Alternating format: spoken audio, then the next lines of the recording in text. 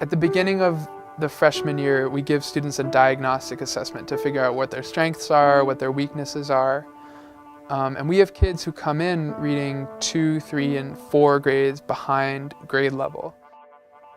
To give my students the education they deserve, I need to have an attitude that says, I'll do whatever it takes. I'll go above and beyond, and I will go the extra mile to ensure that they're passing their classes, they're learning what they have to learn, and they're on their way to college.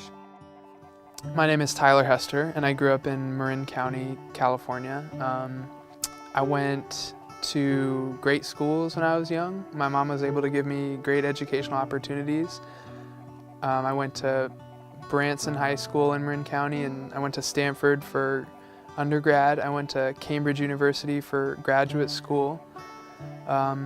And while I was at Cambridge, I was studying the politics of education. I just came to believe really firmly that education is a civil rights issue of our generation, that so many thousands and millions of kids every year, frankly every day, are having life opportunities cut off from them. I was in England and I was kind of deciding between, do I get a PhD? Do I stay and learn to essentially talk pretty about education?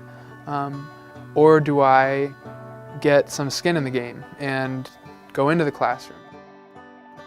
When I greet kids as they come through that door, I say, good to see you. And then I say, show me your homework from the night before. And if they don't have their homework, they get a 60-minute detention after school that day. And they all serve that detention. They say this to me in the first couple of days of school. They say, Mr. Hester, last year there were only like 2 or 3 kids who did their homework every day. And now we've got only 1 or 2 kids who don't do their homework every day. And it dawns on them that this is a place with profoundly different expectations. And that's just another way that those expectations manifest themselves. A lot of my students come from middle schools where teachers have trouble controlling the class. And so they're used to talking whenever they want, essentially. So one of the most important things I do in the first few days of the school year is communicate to them really clearly that it is unacceptable to talk when they shouldn't be talking, and that I will enforce that expectation. And for a lot of them, it's a shock to see someone have such high expectations in terms of whispering and preparedness. And if in the first few days of the school year they see not only that I give those consequences, but that I follow through, that you will have a meeting if on 2 separate occasions you don't meet my expectations, that you will get a call home if on 3 separate occasions you don't meet my expectations, and that you will go to the office if on 4 separate occasions you don't meet my expectations. When they see that not only am I consistent and fair with delivering those consequences, but that I'll do it every time and I'll follow through, then they just feel that this is a safe place where they know what to expect based on their behavior. And when they get that, then it just becomes calm. And as long as I make sure I'm fair with regards to giving out those consequences, then there's respect that can be maintained. Whereas if I were unfair, I don't even deserve respect. I need to be able to treat each and every one of them like someone who is capable of doing the right thing. I kind of thought he was weird a little bit, but once I got to know him, I thought like he was a good guy. Personally, he was a tad bit strict, but I thought that's what we needed in order to stay on track. We need that strictness to keep us on track so we can be where we need to be in school. So I don't think that the strictness was a bad thing. But he also made class a lot of fun. Like he would do music examples and we could like walk around. It wasn't like sit in the seat, write down what he says, and then that's it and you leave. We actually did stuff and it made it enjoyable. Like I didn't mind coming to English class this last year. Okay, better. We'll get it. I mean, he got faith in us to believe that we can do it, so I believe that's good, that they're high and not low. So I don't really think it's strict. 1, 2, 3. Ooh, All right, not bad for the first time. In middle school, if teachers didn't care, I didn't care. So I felt like if they don't care, then why should I care what I'm doing? And then when I came to this school and Mr. Hester started teaching, I started seeing like I do care.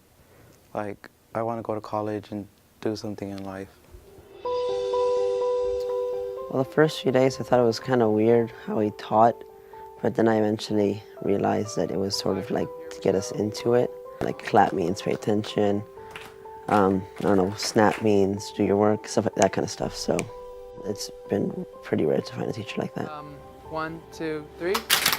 Yeah, he said that, like on the first day of school. He was like, you will succeed, you will go to college. And I was like, oh, okay, I guess I'm going to college now. So. I'm here to make sure you get the education you deserve.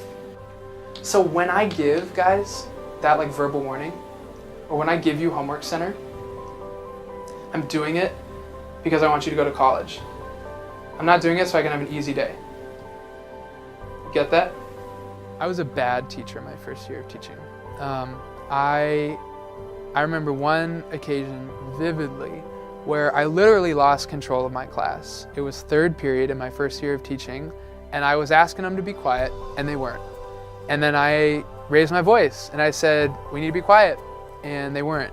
And I stepped outside. I had to call the dean in, and the dean came in and chewed them out for a few minutes. But I literally lost control of my class. I'll never forget that. I just was not effective at getting kids to meet my expectations. So I kind of became obsessed with management and engagement and ensuring the kids met my expectations. And I know that if I were a first year teacher, I would love to have seen how a fourth year's teacher's first day looked and sounded like, how they actually gave that consequence, what they gave that consequence for, how they told students what to do. The fact that we are brothers and sisters, and then the fact that they're not being served just got me ticked off and made me motivated to come teach here and to try to fight on a very micro level for educational justice.